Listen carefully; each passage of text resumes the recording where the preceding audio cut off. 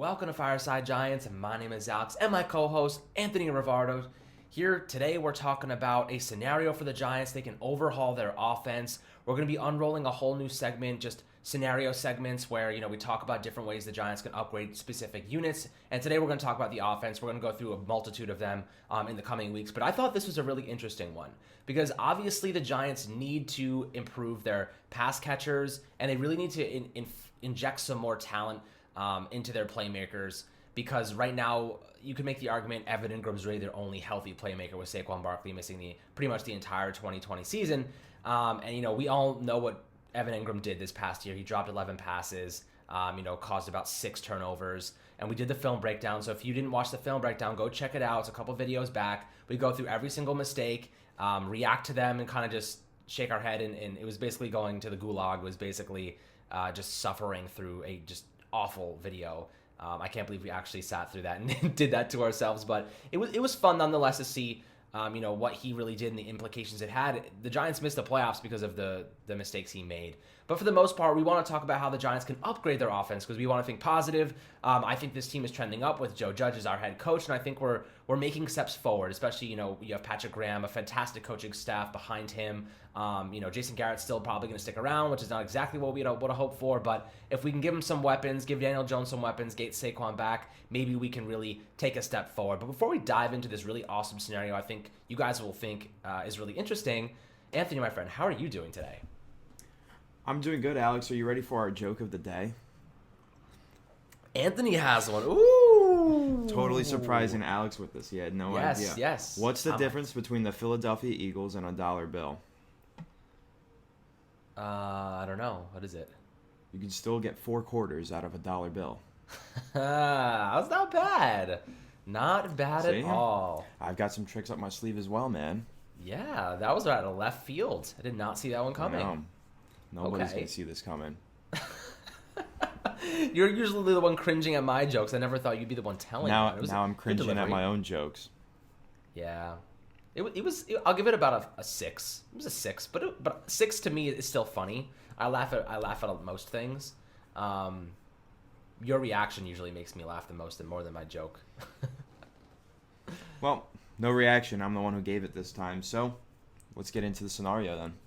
Yeah, absolutely. Well, this is no joke scenario. I think this could actually really give the Giants a fantastic opportunity to take a step forward with their offense. And as we know, they ranked second to last in 2020 in points gained per game at 17.5.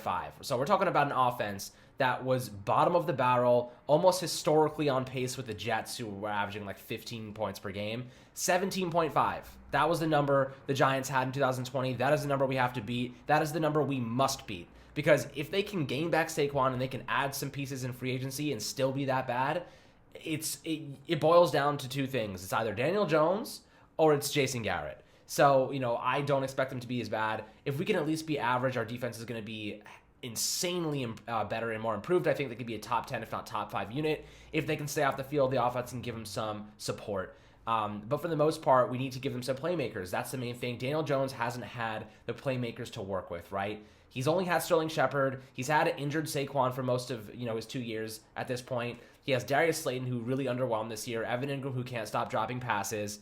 You got Dante Pettis, who came along at the end of the year that I liked a lot, but I don't think he's going to be a focal point moving forward. He's not going to be our number 1, number 2. He could be a good number 3 guy. And then who else do you really have? You have Caden Smith. You got Golden Tate, who's going to be cut. And this is kind of where we want to go with it, though. We have to open up money, open up cap flexibility so that we can sign guys. And they're saying that the cap could drop from $200 million to $175 million, right? So that's a $25 million drop off, and teams are already really strapped for cash. They need to find ways to shed bad contracts. The Giants, luckily, aren't actually in the worst place in terms of cap. They have OBJ's money off the book, so that's good. Obviously, you have a really expensive player in Saquon, but there are a couple guys that they can let go. Obviously the Nate Solder, they cut him post June 1st. You're going to save $10 million there. So that's $10 million off the bat. You have Kyler Fackrell, that's $4.6 million.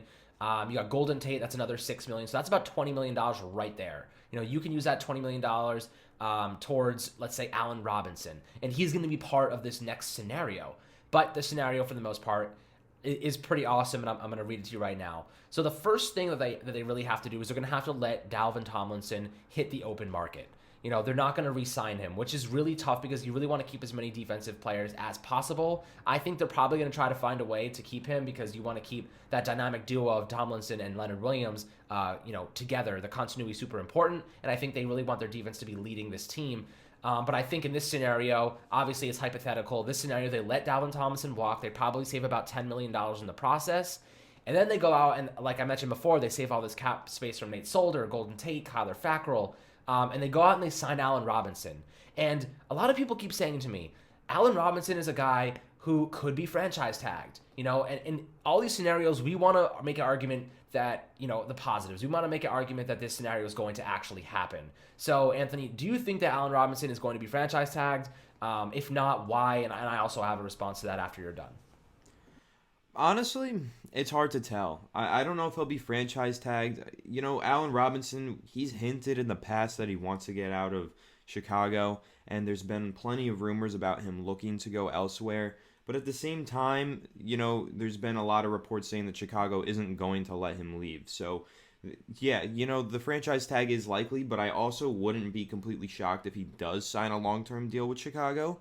I don't think he will, but I wouldn't be completely shocked if it happened. Like, Chicago really wants to keep him around, even though he has expressed interest in potentially leaving and going elsewhere. So, I think that he will be franchise tagged at the very least, if they have enough cap space for it. And that would make things really difficult, for the Giants in terms of trying to acquire Allen Robinson, because then the only way you can get Allen Robinson would be to trade for him, or you're just going to have to look and try and get a different receiver.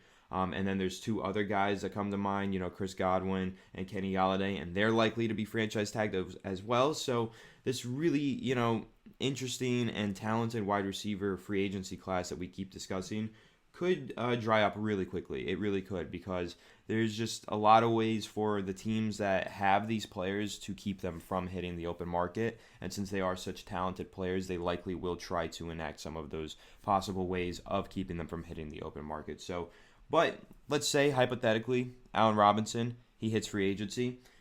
Okay, so the Giants would probably be interested.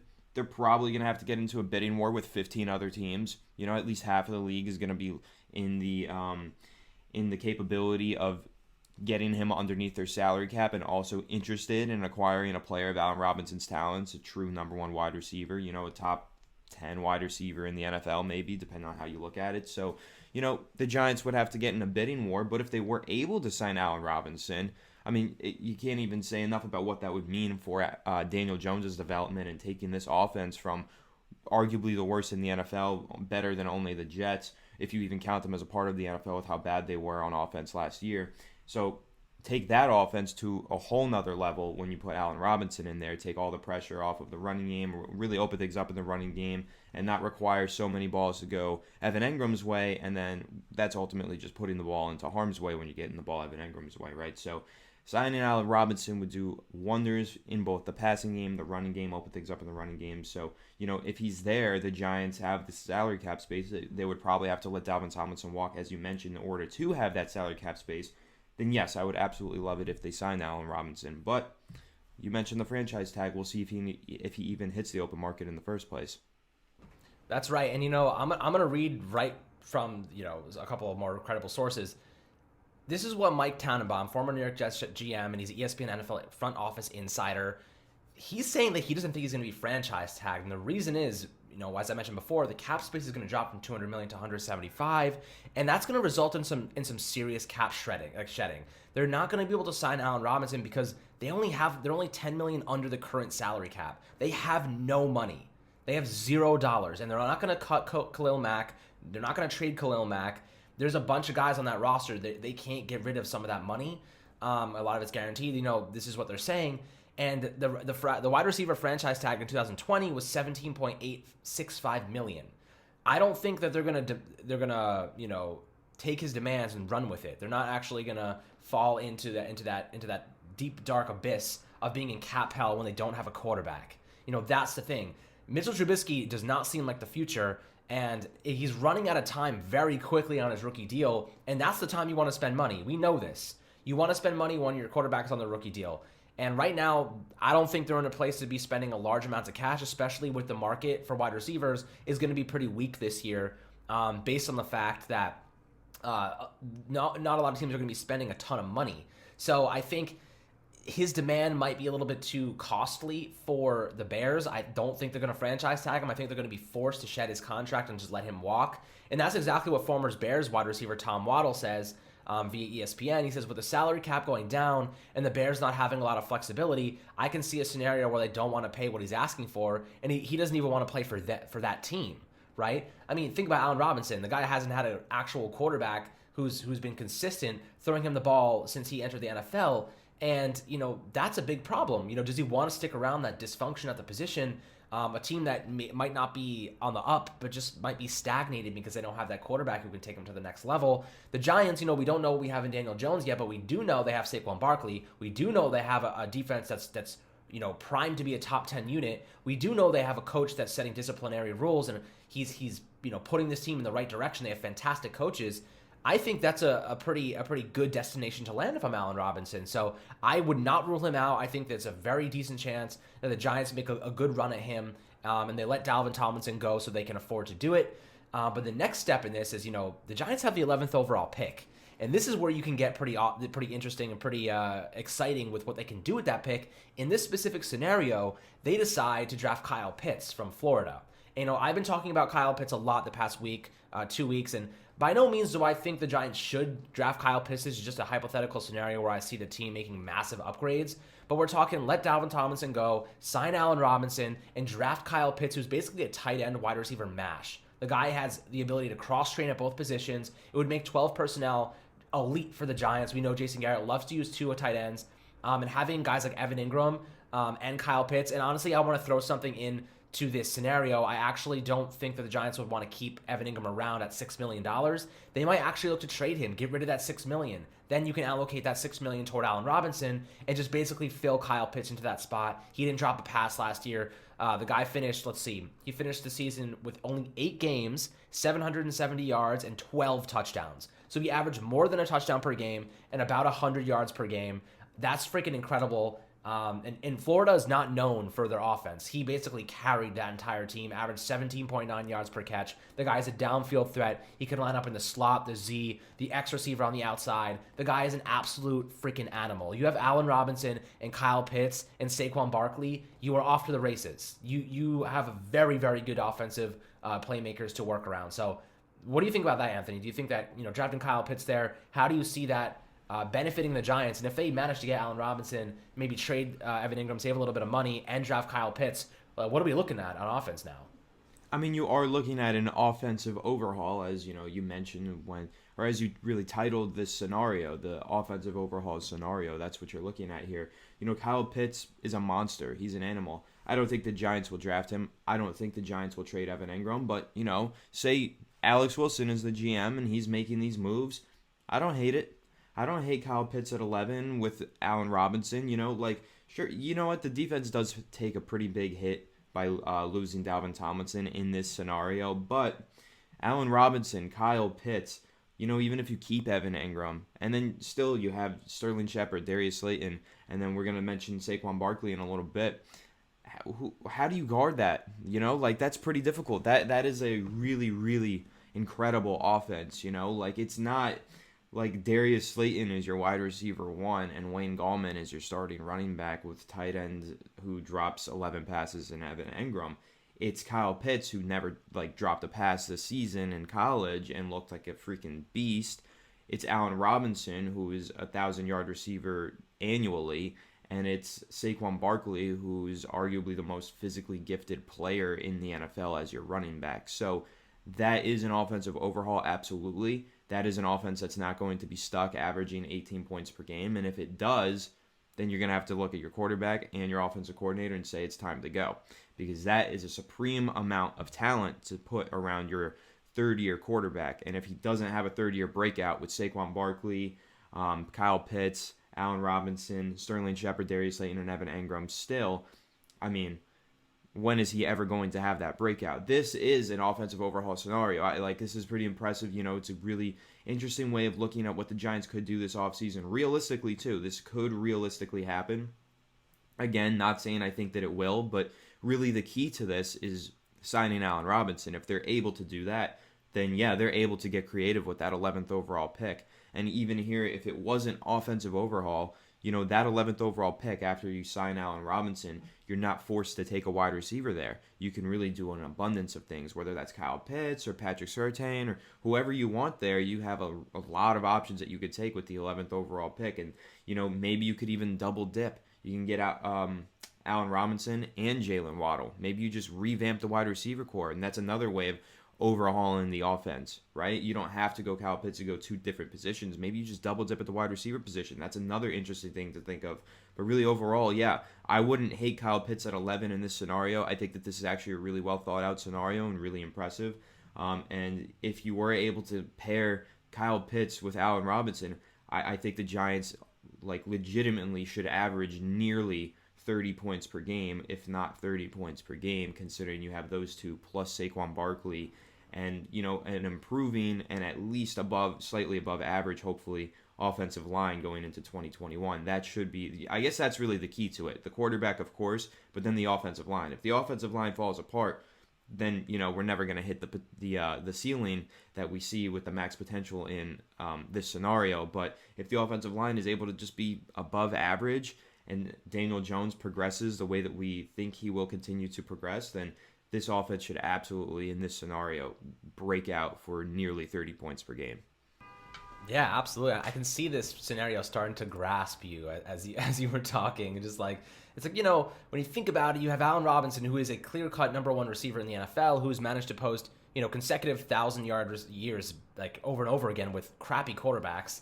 That's kind of impressive. It's pretty impressive. I think you can find ways to make the Giants offense significantly better with a player like that. Like you mentioned before, then you have Sterling Shepard. And the reason Sterling Shepard gets so much flack is because he's a number 2 receiver being matched up against number 1 corners. That is where Sterling Shepard lost a lot of his gusto. He lost a lot of that potential because he's not a number 1 receiver. He is a great number 2 receiver. He is your premium number 2 receiver. The problem is the Giants didn't have the number 1 guy to give him that open space. That's why against Dallas, he had a huge game, 2 touchdowns, because their secondary was absolute garbage. They had nobody who could match up with him. They don't have a number 1 corner. They barely have a number 2 corner. So, the Giants were able to capitalize against a secondary like that. But you add a guy like Allen Robinson, Sterling Shepard's going to feast because of it. And then you have a guy like Kyle Pitts who literally is going to dominate any linebacker who dare match up against him. It's super impressive. When you watch him play, Kyle Pitts is able to line up on the outside. Incredible ball control and incredible body control. He hauls in these passes so freaking well. It's incredible. I'm going to be posting clips throughout this video, by the way, of these players because I want you to see what these players can do, what they're capable of accomplishing together, what they can do in their specific positions. Kyle Pitts can line up in line, slot, and outside. That's what you're getting with a player like him, and the potential is boundless. Pitts is able to be a quintessential modern-day tight end. He's basically Darren Waller, but with more potential. That's how I view Kyle Pitts. And Darren Waller's a 6th-round pick, so I would never take Darren Waller in the 1st round. And even if we knew what he was going to become, I wouldn't take him in the 1st round. But Kyle Pitts is somebody that I'm looking at and saying, he's better than Darren Waller because he literally can line up as a wide receiver. That's kind of how I feel about it. I know Anthony has opinion. I would definitely take Darren Waller in round 1 if I knew what Darren Waller was going to become. If I knew what Darren Waller was going to become, yes, because I still don't even think Darren Waller's hit his ceiling. Darren Waller is really, really, really, really If good. we see him at his potential, at his peak, I would probably consider him at 11 and consider him the 1st round. But right now, I don't know. I don't know. Darren Waller is elite, dude. That guy is nuts. Yeah, he's not the best blocker, but neither is Kyle Pitts. And Kyle Pitts is probably never going to be the best blocker. But you know what? That's kind of the thing, right? With Evan Engram, we knew he would never be the best blocker. And I think Ben McAdoo was pretty aware of that. He tried to get him some run blocking reps and everything, and he had opportunities to improve in that department. But then Jason Garrett just threw him fully in line and had him put him in a lot of blocking scenarios, even in pass protection and run blocking. So yeah, that's really, with Evan Engram, that's just how he's being used, right? We knew he wasn't going to be a good blocker, and he's not, and he's still being used as one, like pretty heavily. It's not, every tight end is going to have to block at some point, but some tight ends are asked to block more than others. Evan Ingram is asked to block a lot more than he should. He shouldn't be asked to block that much. And the thing is with Kyle Pitts, right? You put him into this offense. Is he going to be playing that Evan Ingram role? Is he going to be playing that Caden Smith role where they're like legitimately having to block nearly every other down? Like they're blocking just as much as they're running routes. I don't, dude. Like Kyle Pitts isn't really a good run blocker though. It's like, I mean, as a receiver, the reason he's getting such high first round pick buzz is because as a receiver, he's so polished. He's unbelievable. Like, who can guard that guy as a tight end, right? But he's not going to be a good blocker, so that's kind of why at 11, I wouldn't make that assumption. I could hesitate at number 11 overall. I wouldn't make the assumption he's going to be a bad blocker because I'll tell you why right now. Evan Ingram is 6'3", 240 pounds, okay? Kyle Pitts is 6'6", 246 pounds. If you add some more muscle mass onto him, he's a 6'6" freaking monster. You know what I mean? I feel like that's a pretty big if. I feel like that's the if that everybody says for all these undersized guys, and it's like, but he's not undersized though. He's not undersized. He's 6'6", 246 pounds. I'm not saying he's undersized, but I'm not saying he's undersized, but I'm saying everybody always. An NFL prospect is coming into the league, and they're always like, of course, you want to say if they do that. If he could just add a little more muscle mass, and then they don't because in college they didn't need to, so in the NFL they really don't need to. It's just if you want them to expand their game, they're going to have to. And if they don't have to, oftentimes they're not going to. So I don't see that from Kyle Pitts. I just think what he is, yeah, he'll get better, but he's not going to ever become a good run blocker. So that's why the only thing is, like, at 11, you could maybe say that's not the best idea. But still, this all stems from the Darren Waller argument because he's not a good run blocker, but I would take him at 11, which is why I would take Kyle Pitts at 11. That's my whole point. Okay, so the run blocking isn't a huge deal to me if you put him in the right offensive system and you don't ask him to block all the time. It's all about how you use him. If you don't ask him to block every down, doesn't matter if he's not a good blocker. But that's the problem with Jason Garrett. Everybody knows Evan Ingram is not a good run blocker or a good blocker in general because he gets thrown into pass protection and as a run blocker in this Jason Garrett offense. And I feel like that didn't happen a whole lot under Ben McAdoo and Pat Shurmur. So I will argue usage is important. I'll argue also that Evan Ingram had his best run blocking grade this year, and that's under Freddie Kitchens as tight end coach. So I do want to see maybe if they retain Freddie Kitchens, they have him in the scheme, he understands, he knows what he's doing. You bring in a guy like Kyle Pitts, who is already a better blocker than Evan Ingram. Okay, he has the better size. He probably matches up well in terms of athleticism. He's similarly athletic. Maybe Evan Ingram's a little bit faster, but reality is, like, if you put a little bit more muscle, you put 10 more pounds of muscle on Kyle Pitts, which is absolutely possible because he is 6'6". He can put muscle on like that. The guy can block, man. He can block. I would not rule it out at all of him becoming a good run blocker. I gotta say though, like, size isn't everything, and technique matters, right? That's the coaching part of it, though. That's why I'm saying, like, if you have a guy like Freddie Kitchens who obviously helped Evan Ingram in that category, maybe he's able to make Kyle Pitts a good run blocker. It does always come down to coaching. You're absolutely 100% right about that. That is the biggest thing, coaching. If you have the athletic traits, you have the physical attributes, it comes down to coaching to actually get it done and exercise all of those things. So, that's how I feel about Kyle Pitts. Unbelievable prospect. He's arguably one of the best tight end prospects, generational tight end prospect that we will see in quite some time. And I think he's capable of being a fantastic player in the NFL and would really revolutionize this Giants offense in the way that they actually call plays, because you look at teams like Kansas City, you look at teams like San Francisco with George Kittle, Travis Kelce, Darren Waller, and what they're capable of doing is just unbelievable. And you bring a guy like Kyle Pitts who can line up all over the offense, and you really, you have someone there that is capable of running the offense on his own, let alone adding Allen Robinson and Saquon Barkley to the mix. You can't stop that. If opposing defenses are able to stop that kind of group, I'm willing to, Jason Garrett needs to Iceman, like in the East River type style, because that's unbelievable if he's unable to do, work with that. But for the most part, we're going to make him walk the plank if he can't walk work the with plank all that. right into the East River. That would just be ridiculous. I'd be mind blown. But the last part of this sequence, this scenario before we clock out here, is Saquon Barkley returning. And what that means to the offense, Anthony. He demands attention. When you have a guy like Saquon in the backfield, he is demanding attention from linebackers and safeties. We saw it with Kareem Hunt against Cleveland. We saw Jabril Peppers. There was one play in specific I remember. Jabril Peppers and Logan Ryan both were staring down Kareem Hunt. Yeah. And you could tell because the play was completely botched. The coverage was a mess. And that's what happens when you have such a threat out of the backfield. You know, it forces defenses to make decisions. It forces them to allocate more players toward them.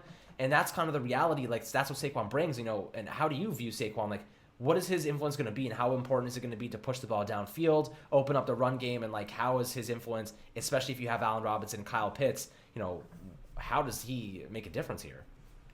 Well, you know me, Alex, and I'm sure a lot of our listeners and viewers know me as well. I'm not the biggest fan of the running back position, but, you know, I will say this. In this scenario, when you're looking at an offense that has Allen Robinson, Kyle Pitts, Sterling Shepard, and, you know, let's just call it an above-average offensive line because that's what we hope that they can be. When you throw Saquon Barkley into the mix there, he's no longer just the running back. He's now a playmaker in a group of playmakers. You know, you just have playmakers all over the place, right? And they work in tandem, right? Saquon Barkley starts having a good game. The defense has to hone in and try and shut him down. Now that opens it up for Allen Robinson to have a 100-yard receiving day. Now let's say Allen Robinson from the get-go is just catching receptions. You know, he's up to 57 yards at midway through the first quarter. Okay, now we got to start double-teaming him. We got to stop putting an extra guy in the box to worry about Saquon Barkley. We got to start double-teaming Allen Robinson. Well, now that extra guy that was in the box that isn't there now, well, that opens it up for Saquon Barkley. Now he's going to start running all over the place. And then, you know, Saquon Barkley being an elite running back is going to take one of those tackle attempts, break it, and then take it to the house as to where Wayne Gallman might get tackled there. You know, like that's the difference between Saquon Barkley and other running backs. He'll break a tackle and turn it into a touchdown where other guys just can't do that. They can't physically do the things that Saquon Barkley can do, right? So, you know, if we're talking about in this scenario, what Saquon Barkley would mean to the offense when paired with Allen Robinson, I mean, it's like nearly invaluable, you know, because it's just about opening things up for everybody and just making everybody, you know, their target shares increase or decrease depending on the situation, just opening up the offense. It's like we could talk about the long-term thing of Saquon Barkley because I know there's probably going to be people who bring it up in the comment section, you know, they're going to say it's a running back position, like it's not that important. I get all that stuff. Trust me, I get that almost as much as anybody, you know, but when you really look at the football aspect of it, like I think the Kareem Hunt thing is a perfect example because that is an offense that has two premier running backs in it. And it opens up so much in the passing game for Baker Mayfield, you know, and even Cleveland had a few really bad weather games where they just couldn't throw the ball. There was too much wind, the ball was wet, whatever. So they just rode their running backs and it opened everything up. And then when they needed to throw the ball, they were able to hit those passes because they had the defense just really honing in on the running backs. And then again, the Kareem Hunt thing, when we watched the film on Giants versus Browns, we did see a play like Alex mentioned where two guys went out to guard Kareem Hunt. And only one of them was supposed to do that, but they were so worried about Kareem Hunt in the passing game. You could tell it was coached into them. Do not let him kill us in the passing game. So they were coached, and they just wanted to go guard that guy. Left a guy wide open on the other side of the field, a huge gain. You know, that happens when you have a guy like Saquon Barkley in the passing game.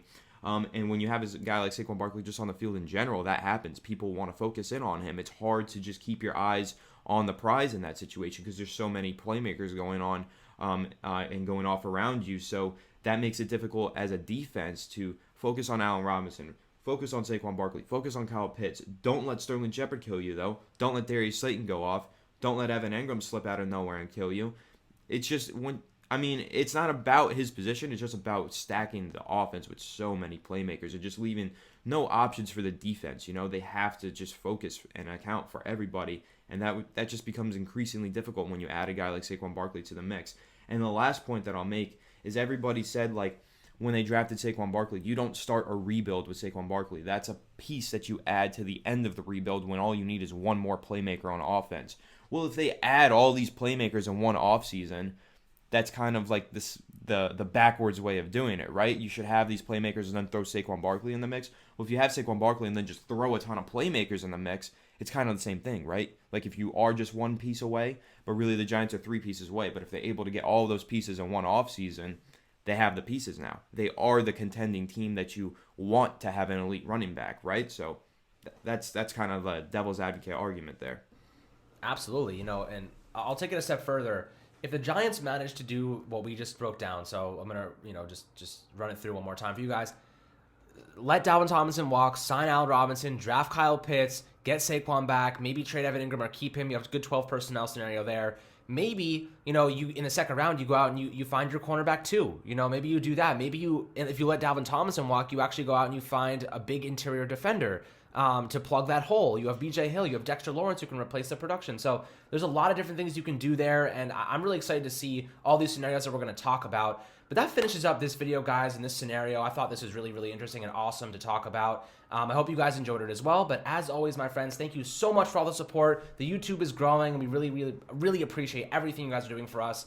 And the comments and the interaction, the engagement is phenomenal. I look at every single comment. I like them. I respond back, and Anthony does as well. So really appreciate that. If you're listening via Spotify or iTunes, please head over to the YouTube channel, hit subscribe. Really appreciate all of that. And as always, guys, thank you so much, and we'll catch you guys on the next one.